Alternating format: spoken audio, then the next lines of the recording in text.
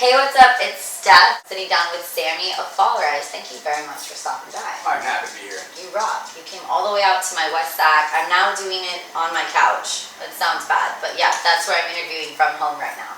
So it's super exciting because you guys are going to kick off this little mini tour really soon here. And you're going to be Fat Cat, Modesto. That's where we used to work all the time.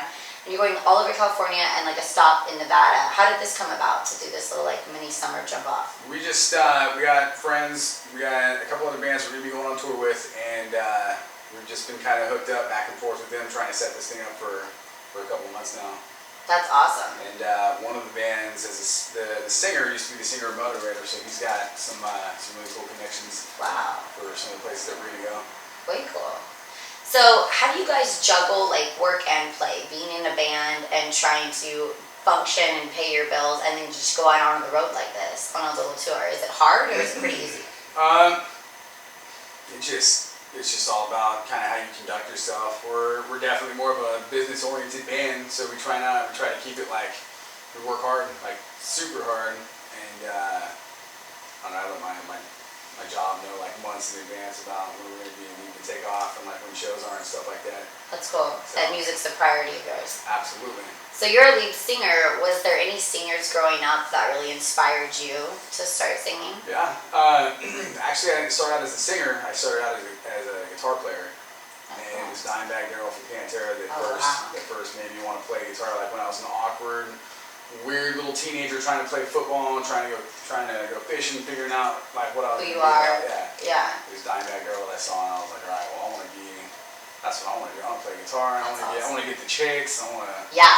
Do it all. This is gonna be great. That's way cool. And then I met some guy in high school that wanted to sing, and he saw that I played guitar, and we were jamming, and he couldn't sing a note to save his life. And I was like, all right, bro, let me play a G for you, and let me show you how you're supposed to sing. And that's how I kind of figured out that I could sing to him.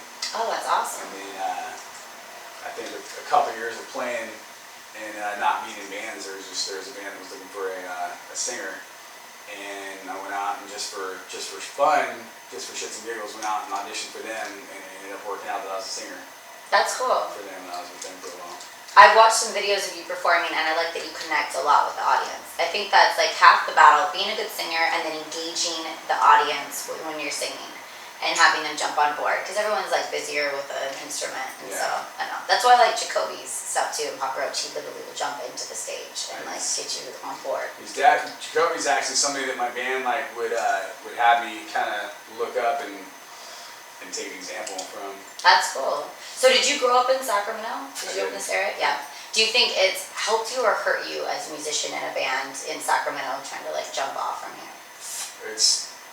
It's helped out a lot. We've had some really cool things happen. We played the first ever Aftershock. We were the first band ever to open up. Oh, wow. The first one in 2012. That's awesome. And we played last year's Aftershock, which was really cool. And then we got a lot of backup from 98 Rock that's been happening for us. That's really cool. Now we're trying to branch out because we definitely won over our hometown and had a lot of cool things happen here. Yeah. So you guys are super well known and everything, and maybe Sac, in comparison to LA, you can be a bigger fish too. But then there's not a lot of venues to play as well. In Sacramento? Yeah. There's a couple, but not as many as like LA or San Francisco.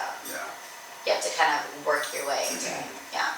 So, do you got any new projects or anything you're working on right now? Personally or with the band? Both. I'm always working on stuff. I got a little side project band that I'm doing where I'm playing guitar only, no singing, and because I kind of think singers are kind of sissies. Kind of prima donnas. I don't know.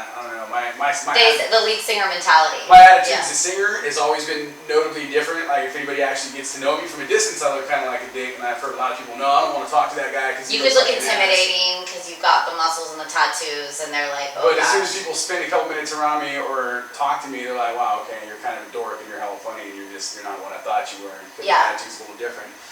But I got a project where I'm going to be playing guitar, no singing, and then I always have my solo acoustic stuff that I work on. That's awesome. Playing around with. That's way cool. So do you perform like anywhere solo coming up pretty soon? Downtown Sac? Or you just kind of pop in? I go through spurts, like a couple of months I'll do a bunch of gigs and then I'll back off and just concentrate on nothing but Fallrise. That's cool. And then obviously right now we got our little couple week tour going on that we're gonna be doing, so I'm not really doing nothing with that right now. Yeah, just rehearsing, getting ready to go out on the road. Unless a friend. Are you guys playing in Vegas? We are. Oh gosh, that's fun. Man, I need to go back to Vegas. It's been a while. So, do you have anything in the works as far as like a new album with Fallrise that you guys want to do, or kind of just concentrating on this tour and regrouping? We are always working on new music, and right now we just came out with an album May of 2014, and that was a pretty interesting experience because we definitely tried gearing our music more towards kind of being a little more commercial, because we've been like super trash and kind of heavy from the get. A radio hit that was always good for a band. Yeah. And so, friendly. Yeah, we definitely wanted to keep it aggressive and heavy, but at the same time have like a commercial edge to it, commercial spin on it. And, and it was our first time working with a big name in the industry. We had what's his name, David Bindeth, if you know who that is. Oh, cool. He's a guy who did a lot of engineering for Papa Roach and In Flames and a lot of really big bands, Killswitch Engage. Oh, I love those bands. Yeah. And so we had him mix our album, and so that was pretty cool. Neat. Did you have to go to him, or was he in Sacramento area? I believe he's in LA, and it was just like an email thing back and forth. We were here, and he was there. Thank God for the internet. Anyone can connect. We'd email him the finished song, and he would email us back his version of the mix, and we'd be like, all right, well, we like this, we want this to change, or a couple different times he was like, well, why don't you just stop asking me to change it, because why don't you guys mix it then, because this is how I feel the song should be, because you know what I mean. Sometimes you have to step back and just let them give their advice and kind of take over. Absolutely. Yeah, it's hard, but they know what they're doing, so I get it. So, go ahead. Oh no, so do you have any, I was thinking advice, because you've been around for so long and you've got like great history under your belt of what you've done in the rock industry. So do you have any advice for up and coming musicians that are just starting out? You will be taken as seriously as you take yourself. I don't know, a lot of people that I run into that I don't, it's me, like I said, I'm kind of a different story. I take it as like a second job. And I think that's why we kind of do as well as we do. We're not out there partying and trying to be a part of. We're not trying to be Guns N' Roses, because there's not really a place for that kind of deal. If you want to actually make it and have your music go somewhere, it's not the way the industry is anymore. Yeah. You got to take yourself seriously, and you got to put in the work. You're gonna get out what you put in. It's not just partying chicks. That's a good plus to the just whole. Partying and chicks? Yeah, it's not just that. There's actually talent involved in practice. There's and talent. work, There's networking. Work. Oh yeah. Yeah. What are your guys' social network pages? What's like your guys' Instagram and Twitter is all just like Fallrise? Yeah, it's just all Fallrise. Very cool. Okay, we're gonna have to check them out and get really excited. July 11th at the Fat Cat. I know a couple of my buddies are going. They're doing their mini tour. So check out Fallrise on Instagram, Twitter, Facebook, everywhere. And thank you so much for stopping by. Thank you for having me.